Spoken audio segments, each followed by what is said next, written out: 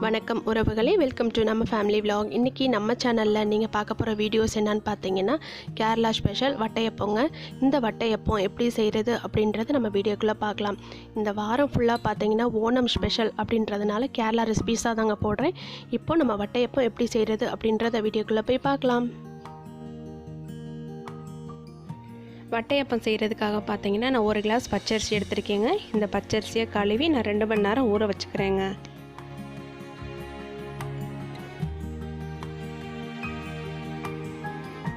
இப்போ ஊற வச்ச அரிசியை பார்த்தீங்கன்னா நான் அரைக்கிறதுக்காக எடுத்து வச்சுக்கிறேங்க.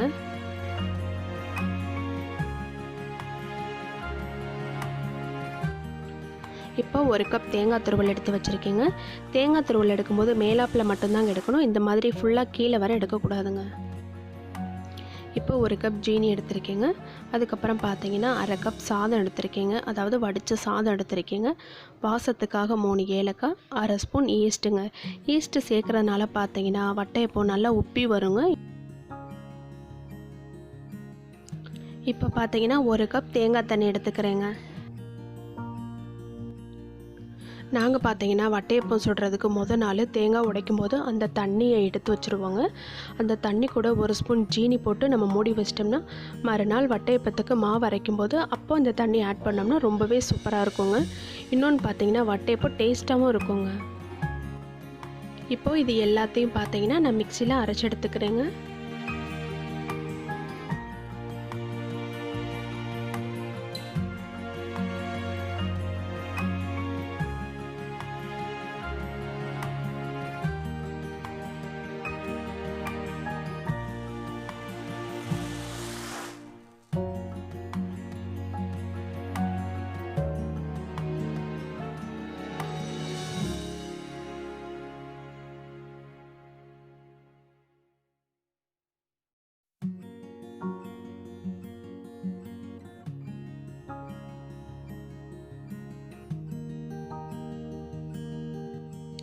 இப்போ இது எல்லாமே ஜாரில் போட்டாச்சுங்க.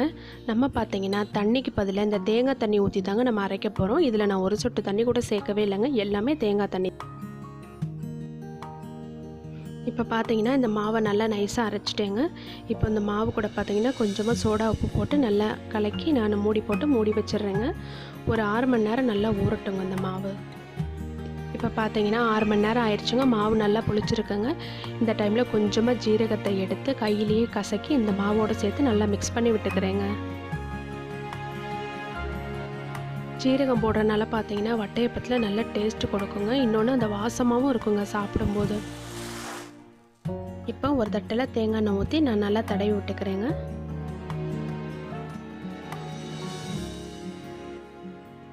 நம்ம இப்படி தட்டில் எண்ணெய் தடவுறதுனால பார்த்தீங்கன்னா நம்ம வெந்ததுக்கப்புறம் எடுக்கும்போது ரொம்ப ஈஸியாக இருக்குங்க.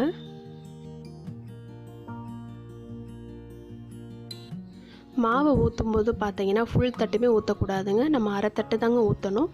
இப்போ இந்த அளவுக்கு கொஞ்சம் கேப் இருக்கணுங்க. இப்போ பார்த்தீங்கன்னா நான் வேக வைக்கிறதுக்கு தண்ணி ஊற்றிக்கிறேங்க. இட்லி தட்டை பார்த்தீங்கன்னா இப்படி இந்த மாதிரி நான் திருப்பி போட்டுக்கிறேங்க. திருப்பி போட்டதுக்கப்புறம் பார்த்தீங்கன்னா நம்ம ஊற்றி வச்சுருக்க மாவை இந்த இட்லி தட்டு மேலே வச்சு நான் மூடி போட்டு மூடி வச்சிடுறேங்க. அவ்வளோதாங்க, 10 நிமிஷம் ஆயிடுச்சு. நம்மளுடைய சுவையான கேரளா வட்டையப்பம் ரெடி ஆயிடுச்சுங்க. இந்த வட்டையப்பத்தை நீங்கள் உங்கள் வீட்டில் செஞ்சு பார்த்துட்டு எப்படி இருக்குன்னு எனக்கு கமெண்ட்டில் சொல்லுங்கள். எங்களுடைய வீடியோஸ் உங்களுக்கு பிடிச்சிருந்தா லைக் பண்ணுங்கள், ஷேர் பண்ணுங்கள், கமெண்ட் பண்ணுங்கள். மறக்காமல் எங்கள் சேனலை சப்ஸ்கிரைப் பண்ணுங்கள். அப்படியே பக்கத்தில் இருக்க பெல் பட்டனை கிளிக் பண்ணுங்கள். தேங்க்ஸ் ஃபார் வாட்சிங்.